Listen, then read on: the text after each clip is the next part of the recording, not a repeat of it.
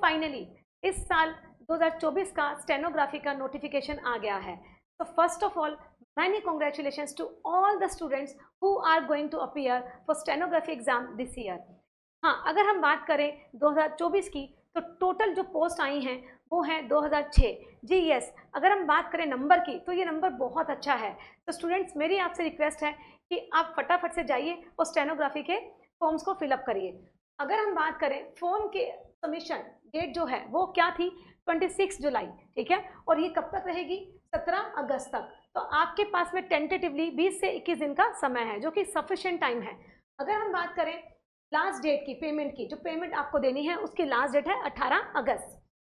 In case form को fill up करते हुए कोई भी एरर हो जाता है आपसे, तो करेक्शन विंडो खुलेगी 27 और 28 अगस्त को, 2 दिन करेक्शन विंडो खुली रहेगी।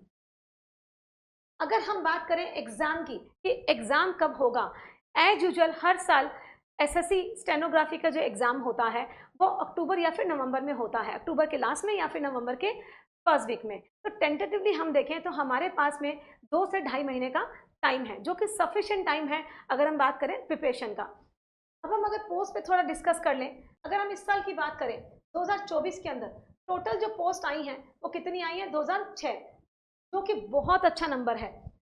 तो हम अगर 2023 से कंपेयर करें तो इसमें जो पोस्ट थी, जो ग्रेड थी, वो सी थी और डी ग्रेड थी, ठीक है। तो इसको समझने से पहले हम ये समझेंगे कि सी और डी ग्रेड है क्या। सी ग्रेड वो होती है स्टूडेंट्स जो बच्चे एग्जाम को क्वालिफाई करते हैं और जिनके नंबर बहुत अच्छे आते हैं, आपके स्कोर बहुत अच्छे आए हैं, तो आपको ग्रेड सी मिलेगा, राइट। और आपके नंबर थोड़े कम आए हैं तो आपको ग्रेड डी मिलेगा। ये वेरी करता है आपके मार्क्स पर।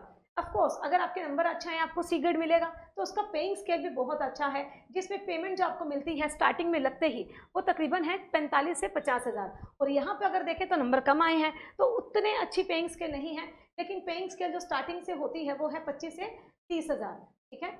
अगर हम 2023 की वैकेंसीज की बात करें तो यहाँ पे वैकेंसीज टोटल 1140 के आसपास आई थी, और यहाँ पे ग्रेड डी में अगर बात करें तो टोटल जो वैकेंसीज थी वो 93 थी। सीट अगर लास्ट ईयर की बात करें तो टेंटेटिवली 150 से 200 के बीच में थी सी ग्रेड के अंदर, और डी की बात करें तो यहाँ पे डेटा जो था 1800 के आसपास था, ठीक है। तो उसी तरीके से हम देख रहे हैं कि 2024 में जो सीट्स हैं वो 2006 आई हैं, लास्ट ईयर से कंपेयर करें तो बहुत अच्छा नंबर है। तो आपकी जो एज है वो कितनी होनी चाहिए सी ग्रेड के लिए, 18 से 30 साल, राइट। 18 से 30 साल की आपकी एज होनी चाहिए। ग्रेड डी के लिए 18 से 27 साल आपकी एज होनी चाहिए। बाकी एज के अंदर रिलैक्सेशन भी है अकॉर्डिंग टू द कैटेगरी, वो आप इसमें पीडीएफ में देख लीजिएगा। आगे अगर हम बात करें इस पीडीएफ में तो टोटल आप देखिए कि कौन कौन से स्टूडेंट्स एलिजिबल हैं एग्जाम को देने के लिए। तो ये बहुत अच्छी चीज़ है जिन स्टूडेंट्स का 12th क्वालिफाई है, राइट, आपने किसी भी ऑथेंटिक यूनिवर्सिटी से 12th क्लियर किया हुआ है तो आप स्टेनोग्राफी के पेपर को देने के लिए एलिजिबल हैं। जहाँ पर अगर मैं बात करूँ जो बच्चे ग्रेजुएशन करते हैं, 3 साल का पूरा ग्रेजुएशन करते हैं, उसके बाद कहीं जाकर वो जॉब के लिए सोचते हैं, प्रिपरेशन करते हैं, कहीं ग्रेजुएशन के बाद जाकर उनको पेमेंट मिलता है, वो भी जॉब के लिए अप्लाई करेंगे तब जाकर। वेराज अगर हम बात करें यहाँ पे स्टेनोग्राफी के लिए, यहाँ पर वो बच्चा एलिजिबल है जिसने 12वीं पास की है। ये कितनी अच्छी बात है कि 12th पास आउट करते ही आप मतलब ये पेपर दे सकते हैं और आपके पॉकेट में आप खुद के मनी को अर्न कर सकते हैं, इंडिपेंडेंट बन सकते हैं। तो मेरे ख्याल से जो बच्चे स्टेनोग्राफी की तैयारी कर रहे हैं उनके लिए एक गोल्डन अपॉर्चुनिटी है।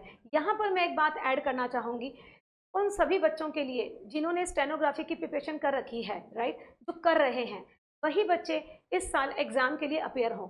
जिन बच्चों ने स्टेनोग्राफी को समझा ही नहीं, ना ही कभी तैयारी की, तो मेरी उन बच्चों से रिक्वेस्ट है कि वो इस एग्ज़ाम को ना दें, क्योंकि एंड ऑफ द डे अगर आपने मान लो रिटन पेपर क्वालिफाई भी कर लिया तो फिर फाइनल जब आपका स्टेनोग्राफी स्किल टेस्ट होगा तो उसमें आप रह जाएंगे। अगर आपका स्किल टेस्ट बहुत अच्छा है, आपकी पूरी तैयारी है, तभी आप रिटन पेपर के लिए बैठिए, क्योंकि ये फर्स्ट प्रायोरिटी है एग्जाम की। आगे हम और समझते हैं। इसमें देखें तो टोटल फीस कितनी है फॉर्म को फिलअप करने की, 100 रुपीज़ गर्ल्स के लिए, और बाकी ST SC कैटेगरी के लिए वो कोई पेमेंट नहीं लगती, सभी को मालूम है। यहाँ पे अगर बात करें तो ये करेक्शन विंडो की, ठीक है, डेट जो दी है 27 से 28 तारीख, और उसके बाद में अगर हम बात करें पेपर को समझें, पेपर का पैटर्न क्या है, तो इसे हम समझेंगे। देखिए जो रीजनिंग के क्वेश्चन आते हैं टोटल क्या है 50, और जीके के कितने आते हैं 50 और इंग्लिश के कितने हैं 100। तो ये बहुत अच्छी बात है उन सभी बच्चों के लिए जिनकी मैथ वीक है। जी यस, स्टेनोग्राफी के अंदर मैथ बिल्कुल नहीं आती, रीजनिंग 50, जीके 50 और सबसे ज़्यादा जो वेटेज है वो किसको दी गई है, इंग्लिश को। 100 क्वेश्चंस आते हैं। तो टोटल अगर हम बात करें questions will be 200। Her question एक एक नंबर का होता है, तो 200 नंबर का पूरा पेपर हुआ। ठीक है, तो जिन बच्चों की इंग्लिश अच्छी है और जिन्होंने 12th कर ली है और जिनको स्टेनोग्राफी पूरी अच्छे से आती है, जिनकी कमांड है, उनके लिए ये गोल्डन अपॉर्चुनिटी है। मौके को गवाएं नहीं, जल्दी से फॉर्म को फिलअप करें और अपना रिजल्ट लेके आएँ इस साल कि कौन कौन से एग्जाम में कितने कितने फॉर्म्स भरे जाते हैं और कितने कितने बच्चे अपीयर होते हैं, इसे समझ लेते हैं। एसएससी की अगर सीजीएल के एग्जाम की बात करें तो इसमें टोटल जो फॉर्म भरे जाते हैं बेटे वो 30 लाख के आसपास भरे जाते हैं। और अगर सीएचएसएल की बात करें तो इसमें तकरीबन 20 लाख के आसपास फॉर्म को भरा जाता है। और अगर हम स्टेनोग्राफी की बात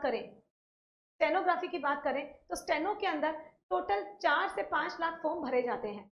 अब ये तो फॉर्म को फिलअप करने की बात है, कितने बच्चे अपीयर होते हैं।